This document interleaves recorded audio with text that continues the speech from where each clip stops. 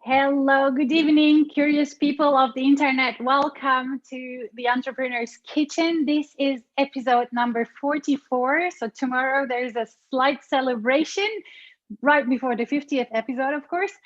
I am really happy and proud to present to you tonight an amazing entrepreneur, a brilliant mind, Lin Kayser, the CEO of Hyperganics. Hi, Lin. Hey, Sira, nice to meet you here.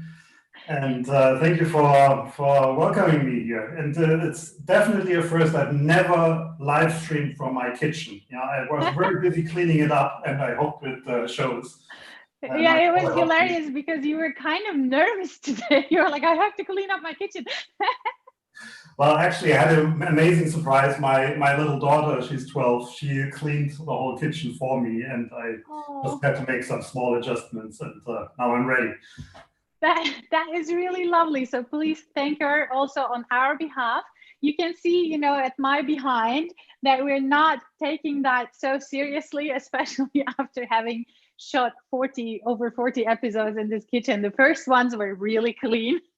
The more you're advanced, the more you just go with the flow. I have a large family. Your kitchen looks much better than mine usually looks like. How many are in your family? You really want to know? In that household, in that one household? So we're 7. Wow, awesome. Well done. Great. And yet you still keep to do some work. How do you manage that? Well, I don't know. Yeah, they're all helping me, so I'm super productive.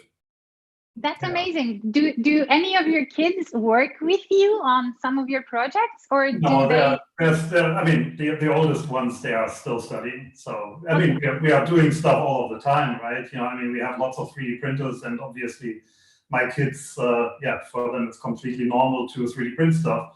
But I mean, they're not technically working with me. Okay, I mean, they're still young, so the future is still full of surprises. Let me just also tell people outside that we are taking questions on slide.do like every day.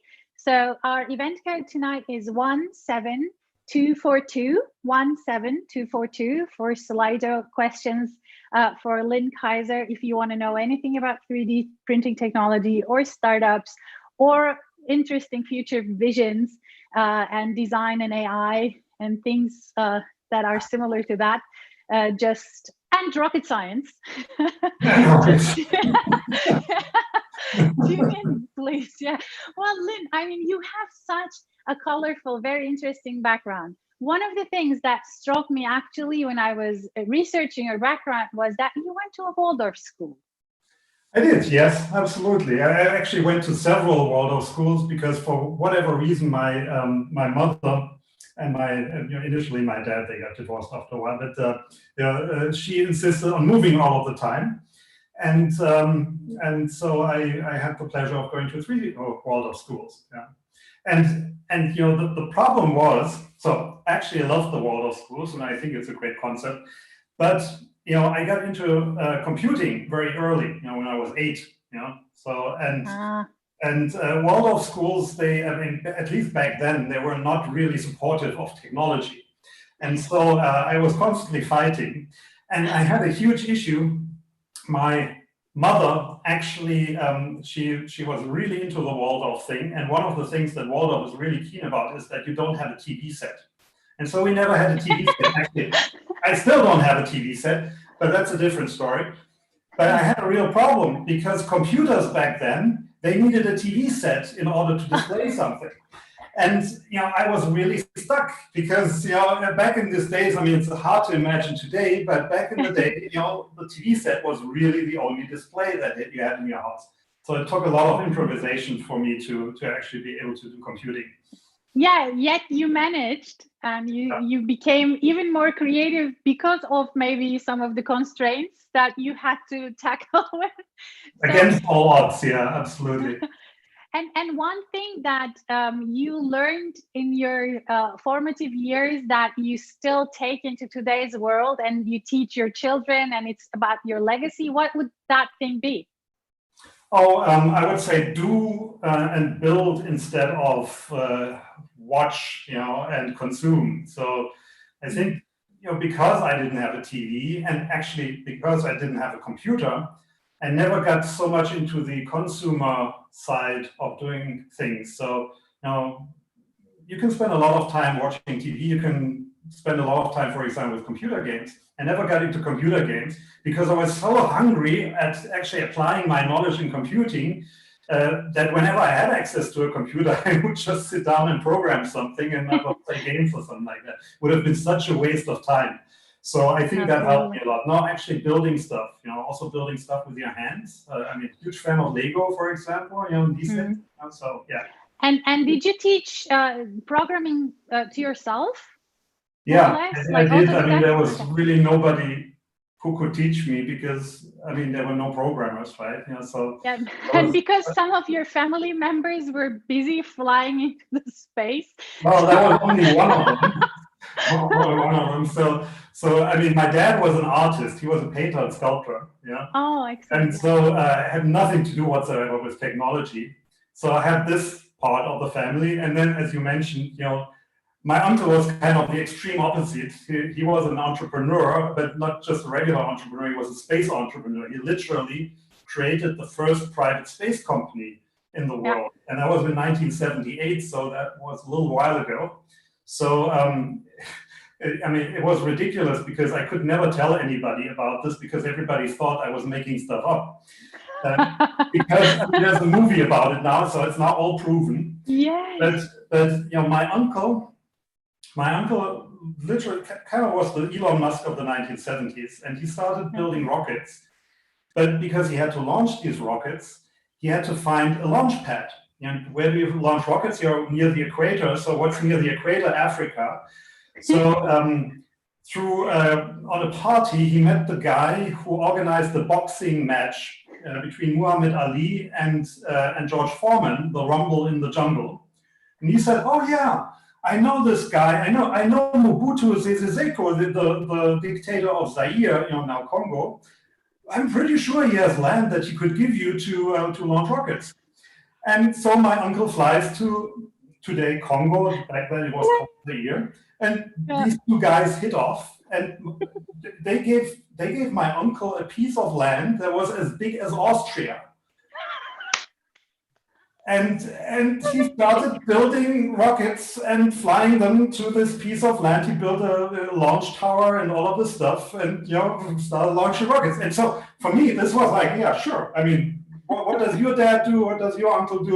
My uncle launches rockets. When I was in my grandmother's living rooms, there were like pictures of rocket launches, not pictures of the great grandchildren. So. That was my normal life, and it was kind of, in retrospect, of course, a big inspiration because that was a startup entrepreneur. By the way, all his fundraising he did through crowdfunding. So he raised 200 million Deutschmarks from small scale investors, dentists, and Wim Tölke, the moderator was one of his investors. But all small tickets, like 100,000, 500,000 marks maybe. And so that was, back then, for me, it was completely normal, but yeah. And when you think about your, your entrepreneurial life today, and you were obviously influenced by him greatly and by your family, so the artistic part and the, the scientific part. When you go through life today, do you sometimes think like he really set a quite high ladder to climb on? Yeah, I think, I wouldn't measure myself.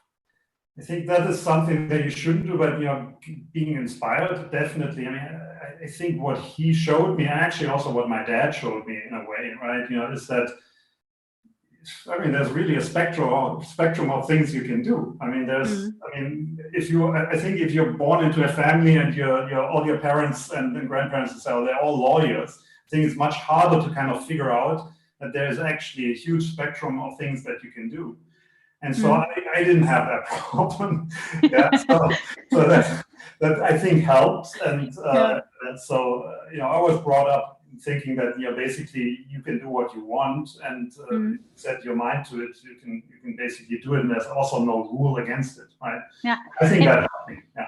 Yeah, and especially having a couple of people in your environment who can dream of a future where other people think that it's insanity is definitely a very helpful thing, because probably you grow up thinking anything is possible.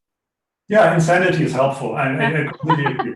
Yeah. I'm working on it every day. Yeah. By the way, we have to also talk about food because at the Entrepreneur's Kitchen, we love to hear about your recipes about the future, but also recipes that will just going to keep you healthy. And are you putting me on the spot to actually tell you about my recipes? I mean, I was thinking about preparing something relatively simple, some bruschetta, because we have actually already eaten. But I will tell you how the very sophisticated process of washing tomatoes, cutting them down, and mixing them with a little bit of other ingredients, olive oil and pepper and salt. But excellent. I will proceed to wash my tomatoes in a very sophisticated manner now. That's hilarious, because you have something that's really healthy, and I have something that's not so healthy. So I have phyllo, how do you say it? Phyllo, yeah. It's Blätterteig in English, in German. And then I have sausages. Yeah. Yeah, well, I just put that. So here I am thinking that I'm doing something simple here. Huh? Okay. Well, I got it. Exactly. I have only 2 ingredients, so we're not allowed to use more than 3, except you're using some oil or salt and pepper. And this is the easiest thing you can do, but it's very easy to impress your people if you have guests with something that simple. By the way, we can't see. Yeah, just make sure that your computer screen. Exactly. Thank you. Yeah. So, let me just once again. I will adapt my cooking to the camera, which is also unusual for me. Exactly. You're on the spot. So let me just once again tell people out there that if you have any questions on Slido, just go use 17242. That's our event code. We're already collecting some questions. So, Lin, what I'm really interested in is that whatever you have done before in your life, those things seem like they have nothing to do with each other. You have been revolutionizing something in the film business. Then you move to venture. Then you move to investors, startups, advisory, which is kind of still with ventures. And then you move to 3D printing, which brings with it design and artificial intelligence components. So how do you go through that kind of seemingly unrelated from business to business? Well, I told you insanity helps. So this is actually it makes a lot of sense if you think about it. But it only, like everything in life, everything only makes sense when you look back. So there's really no connecting the dots moving forward. You have to actually connect the dots looking back. And so actually the first thing that the really first thing that I did is I created a little design studio and created amazing pieces of design work for the local pizza parlor. But skipping that, the first startup that I worked for, I didn't found it, but I joined it very early. Built industrial control systems. And that sounds super boring, but except that these guys were just as insane as I am, and they said you can do it with PC technology. And that was in the early 90s. And PCs were basically not powerful enough to do that. And so they wanted to control big industrial machines with a regular PC. And everybody thought they were nuts, and they were indeed nuts. But they managed to do it. And that's amazing. My first job and the first 7 years of my working life. And so the first thing I did was work in a startup, except that nobody knew what a startup was in the early 90s, right? And I remember the first major impression that I can still remember was that I was at a trade show and a professor walked up to me and started shouting at me, telling me that everything we are showing is fake and that it's impossible to do what we are doing. And I was just, I mean, I was a young guy, I was like in my early 20s. I was like, but it's there and it works. How can you argue that away? And he's like, no, there must be lots of other things and whatnot. And so, and this kind of stuck with me because I realized that there's so many people who think that something is impossible, and it's not just like a superficial. It's really a conviction that something is completely impossible. So much that they will actually walk up to you and fight with you over it, even though, I mean, he didn't invest in our company or he didn't have any stake in anything. So it was just that we were challenging this person's belief system. So that was a really early impression. But anyway, so because we were using PC technology, we were controlling, the printing machines for the Euro banknotes and, high-speed milling machines and huge printing presses or whatever. But because we were running on PCs, we were using sophisticated user interfaces because you can do that on a PC, right? And we had touch screens and animations. And I always had to do these animations because, everybody else were like physicists and electrical engineers and whatnot. And I guess because of my dad, I had a little bit of a creative gene. So they always went to me. So I was writing the code, but then I also had to do the animations, right? And one day I got so frustrated that it was so hard to play back these animations that I wrote a little tool. And that tool I put on my website, because I had always wanted to start a company. I mean, how do you start a company? You think of an idea, right? Not me. I had a name, Iridas, and I had no idea what it would do. But I had a website, and I put this tool on the website. And a couple of weeks later, my friend Harold, who hosted my website back then, called me and said, Lin, we have to talk about money. And I said, what's up with the money? You're actually frozen, Seda, so now you're back. I think I'm back, yeah. Yeah.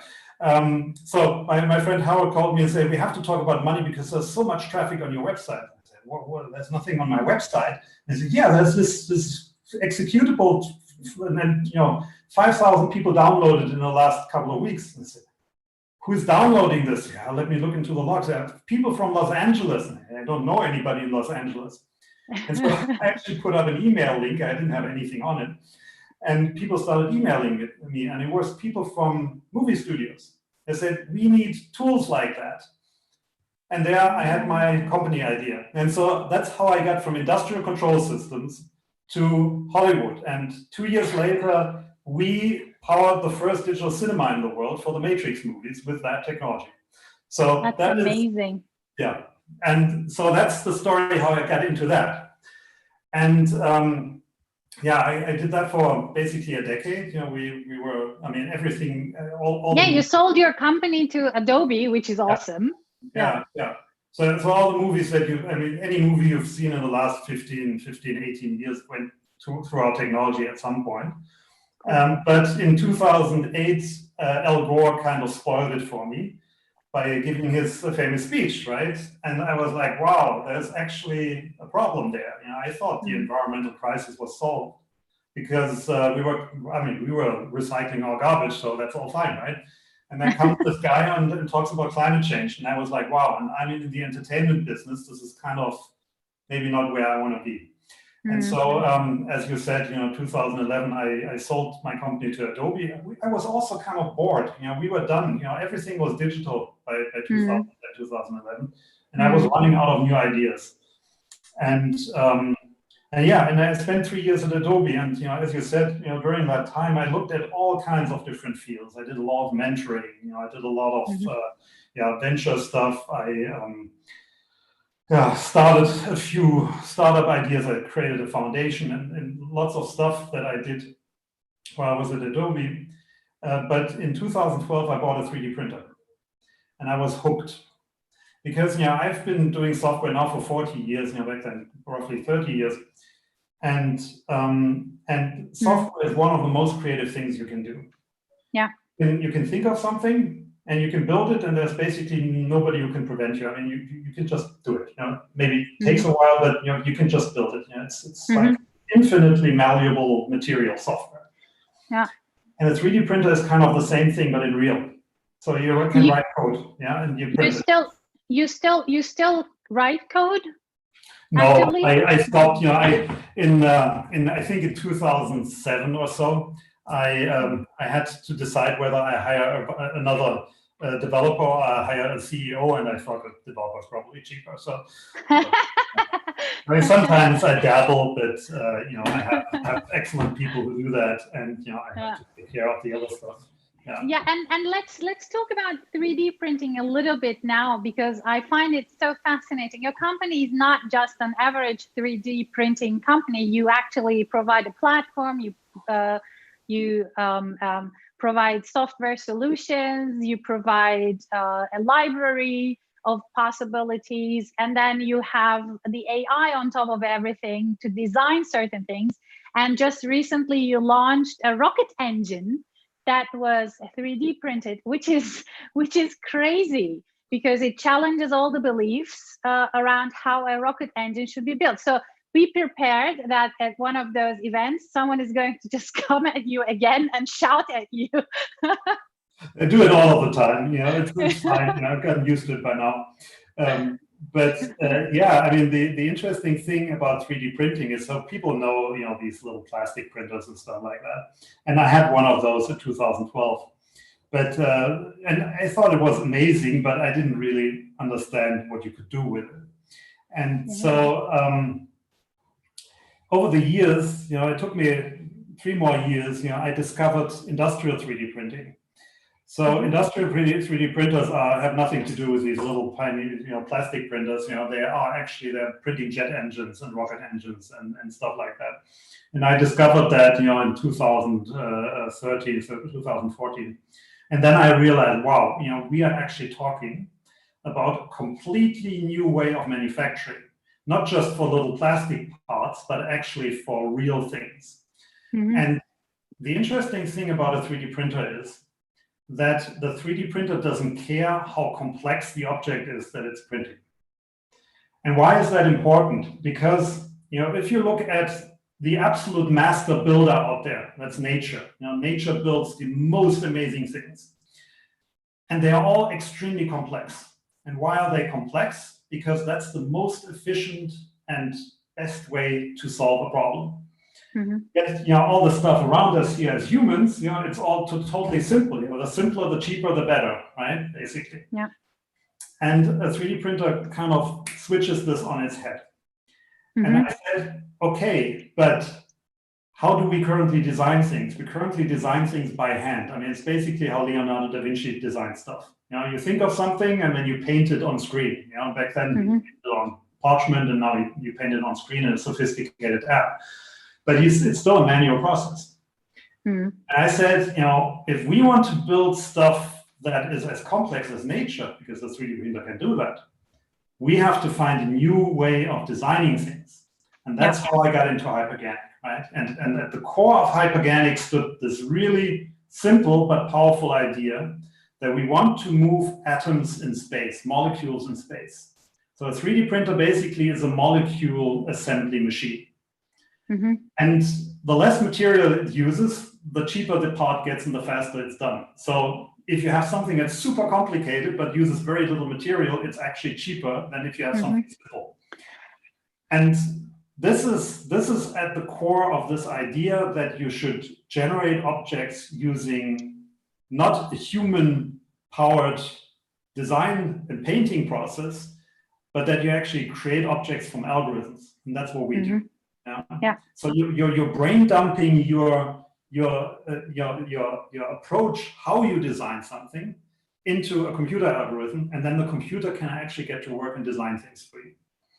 Yeah. So another one of those topics, actually, I have two questions. One of them is, how are engineers and usual designers dealing with this? Because you're basically telling them the way you are thinking and you're doing stuff is not necessarily the most efficient way, even if it's complex. We can do it in a much simpler way.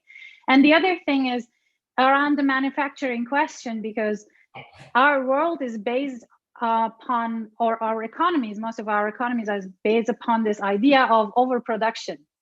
But if you're 3D printing things, then you no longer really need to overproduce, because you can just, produce it whenever you need it. Exactly. So how are you going to be going about this dichotomy? So let's first ask the design question and then the manufacturing question. Yeah, it's interesting. So a lot of people think I want to put designers out of business, right? Engineers out of business, and this is, it couldn't be further from the truth.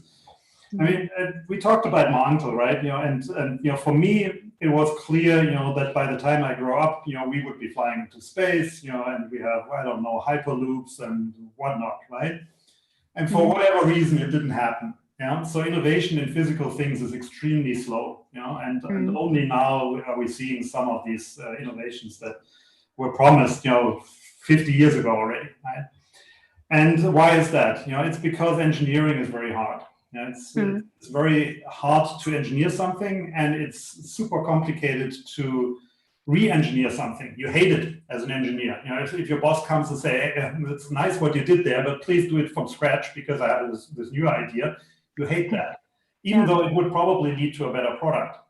And so what we are actually doing is we're empowering the engineers and the designers, because we're giving them a new, much more powerful tool. So it's more about asking the right question than coming up with the answer.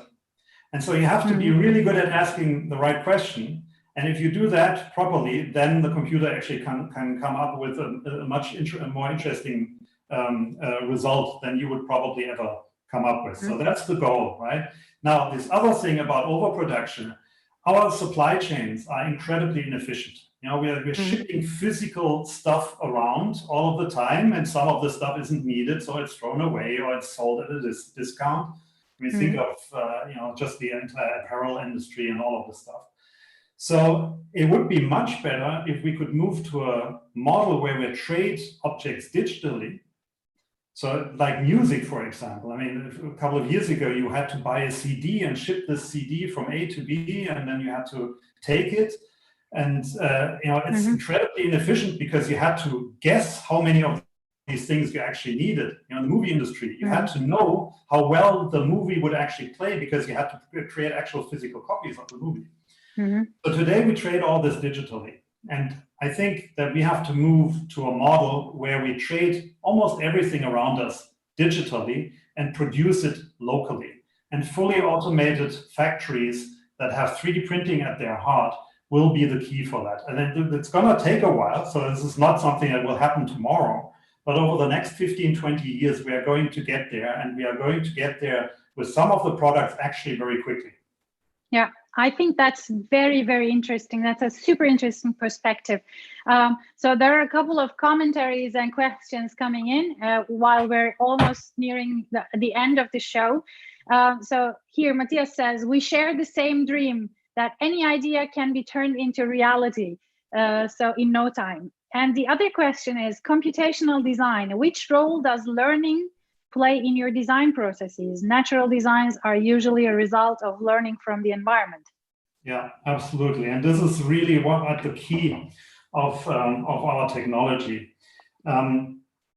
If you generate objects using algorithms, you can also create a feedback loop. So either a feedback loop that runs through a simulation, or a physical feedback loop. You can actually look at the stuff that you created, look how it performs, and feed it back into the algorithm. So over time you learn. We did a bicycle helmet, for example, a few months ago. And the bicycle helmet is actually created. I mean, first of all, it's created off a scan of your human head. I mean, as I said, I have 5 kids. You can imagine how much fun it is to buy a new helmet every year. because none of them fit. I have yet to see somebody who actually has a fitting bicycle helmet. So it is derived from your head. But then the actual strength and how it performs is actually modulated according to crash statistics. So for example, on the sides, it's very tough because you usually hit your head like that. But at the top, it's very soft and open because you want to have airflow and comfort, and you never, whoever falls on top of their head, it's very unusual. Bad luck. Yeah, very bad luck. So you can take these informations, right, and put it back into the algorithms, and you can do that with humans, but it's a very lengthy process. And because you have this automatic engineering, you can actually take AI approaches, you can take learning approaches, you can feed information, statistical information, or actual concrete product performance information back into the product production process. Yeah. It's super interesting. So one last question here is, where are the most flexible 3D printers being made? Are they Chinese? Everywhere. Now, this is one of the interesting things. And by the way, this also plays into this whole vision of digital trade. The ideas are popping up everywhere. They're, of course, increasingly also popping up in China. Actually, this morning, we just had a fantastic call with a printer manufacturer in China that's doing something really new. But you also see them in completely different places. There's in the United States, there's actually a huge concentration of knowledge here in Germany. Some of the pioneers in 3D printing are actually here in Munich, EOS, 30-year-old company, but also in the Netherlands. But increasingly, you're going to see it pop up everywhere. I sent a 3D printer to a friend of mine who runs an artificial intelligence lab in Africa, in Addis Ababa, in Ethiopia. And they are building robots now with the 3D printer. And they're giving us feedback. And so it's really a global thing because it's digital. Yeah, I think that's the future. And I like the idea, of also controlling the flow of goods through just sharing information digitally and producing locally, which may become back also for good for the local communities. I think we will be totally changing the way we see how economy works. We are right now seeing that we also have to re-question the notion of what work is.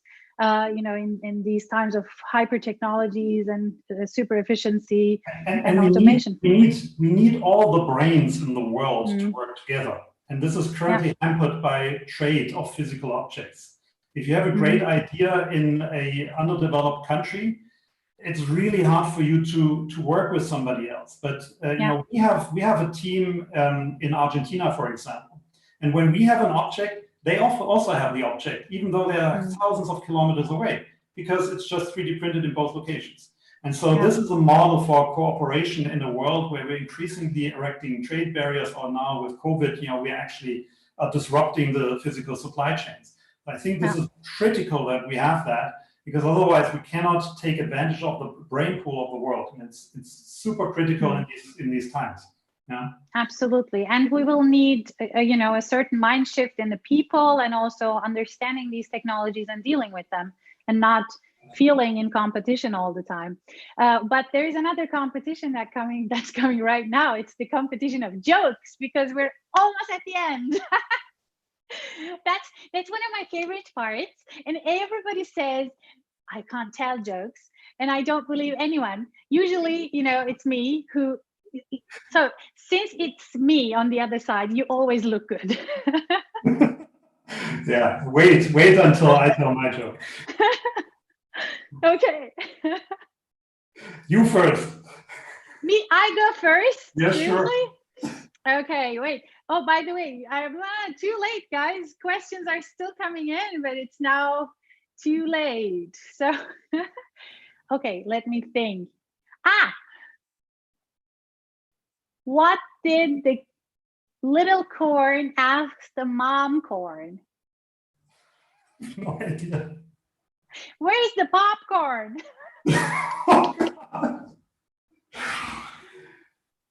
So here's my joke, right? You know you know the secret to telling good jokes? No. Timing. That was my joke. Well, thank you for making me look good tonight. See, I told you. I love that. That's awesome. Lin, I want to thank you really from the bottom of my heart. If you have 5 more minutes, just stay in the line because we have an after show party and I see that people are waiting to join in, including Gerhard, our common friend, I'm assuming. And just before we end, one last thing for the pride of the show, I have to show my food. Look. It is here. I actually did make it. Fantastic. I mean, you can clearly see that you're the pro here. You timed your food exactly for the length of the show, where I'm still, not even halfway through my tomatoes here. My family will starve, but yeah, that's well, just send some information to print. Exactly. Yeah, we want the replicator from Star Trek. Make me a cup of tea and hot, please. Exactly. Well, I want to thank you once again, Lin, for joining me tonight. This was a delight. This was really, really interesting and very informative. And tomorrow, I'm going to have a futurist joining me in the show. Friederike Riemer, aka Frida Futura, is going to be with me. She is no stranger to many, many people out there.